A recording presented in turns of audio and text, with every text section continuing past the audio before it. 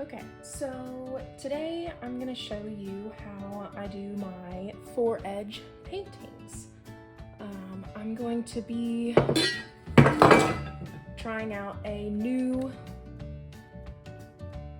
palette, the Inktense Paint by Derwent. I think I'm pronouncing that correctly. Not sure. I've never used this watercolor before. It's supposed to be permanent and have intense, vibrant color. And I chose this because on my previous paints with traditional watercolors, sometimes it wasn't very vibrant in color. As you can see, it kind of washed out a little bit. And this is after going over it 2 or 3 times. So I decided let's go ahead and try something new. And before I do my big book that I intend on selling, it was kind of pricey. It was about $50 at our local bookstore, and I didn't want to experiment on this book. It's got some really nice gilding on it, which is one of the reasons why I bought it. I wanted to do a Bible because my faith really inspires me. But I decided let's go ahead and use a smaller, cheaper Bible. I'll probably end up selling this one as well. The gilding isn't quite as nice as you can see, but I think it'll work out just fine. So I decided let's go and experiment on this one. It will be for sale later, but I'll go ahead and show you the watercolors. For the previous one, I had been using just some old watercolors I had. They are in the tubes, right, like that. It's definitely more of an efficient watercolor painting technique because you can squeeze out a tiny bit and you only use so much. But I was getting really frustrated that I had to mix everything together to make a brown.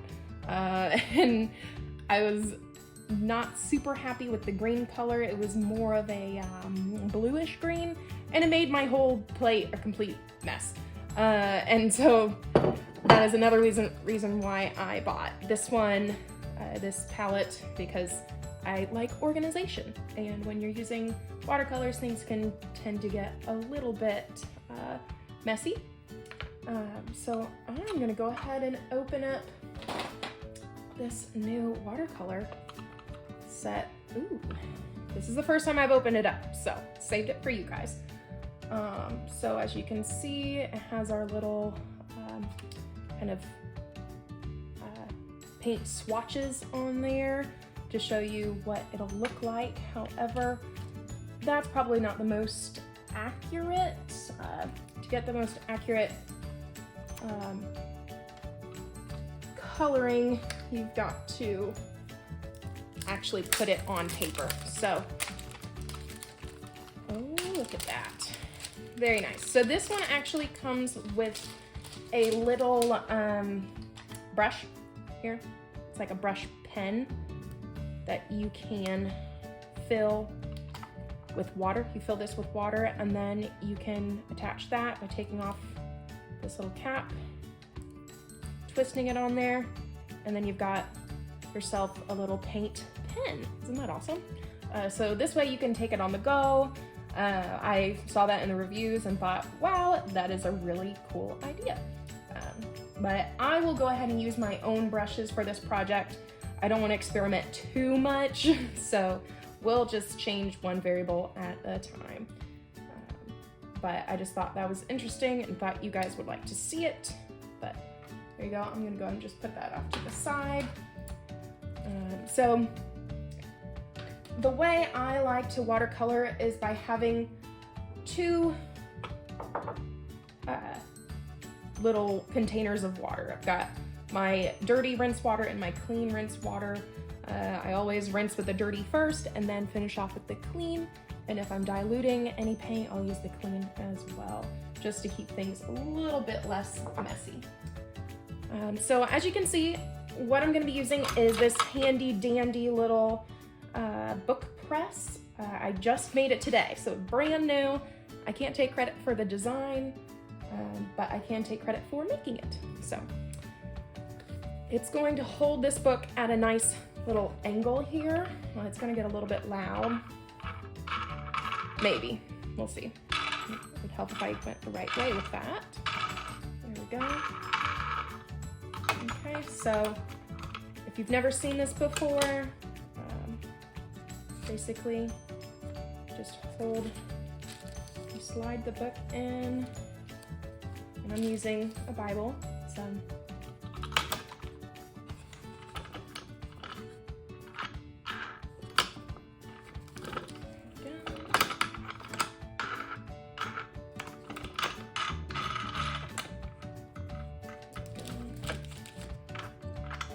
maybe I shouldn't have gone down so far.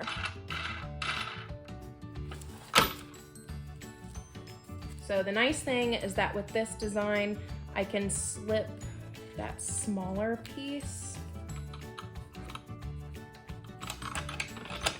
on top of this, so that we're not putting so much pressure on the spine and cover of the book. Now I'm trying to be a little gentle here.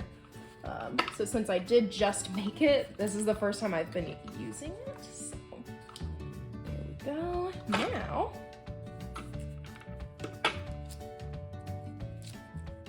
we can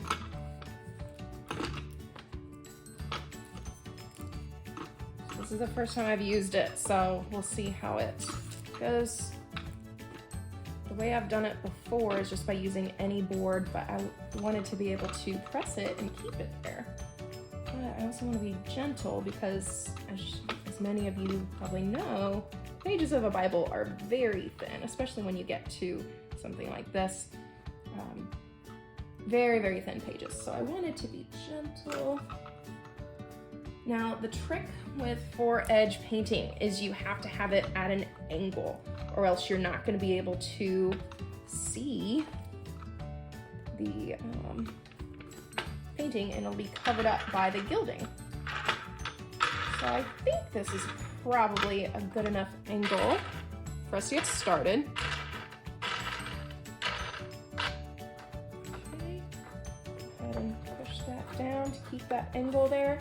So now I'm going to be painting just on the top here.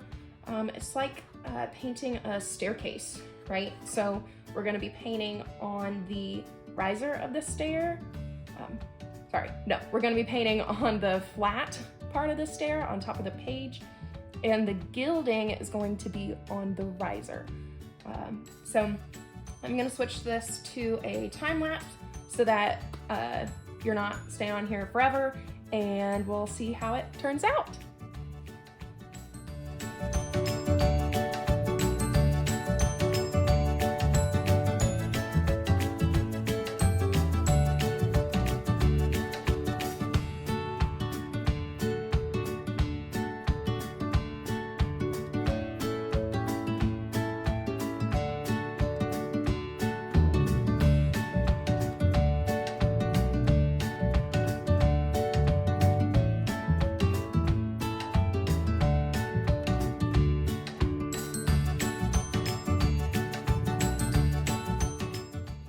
And here is the finished product.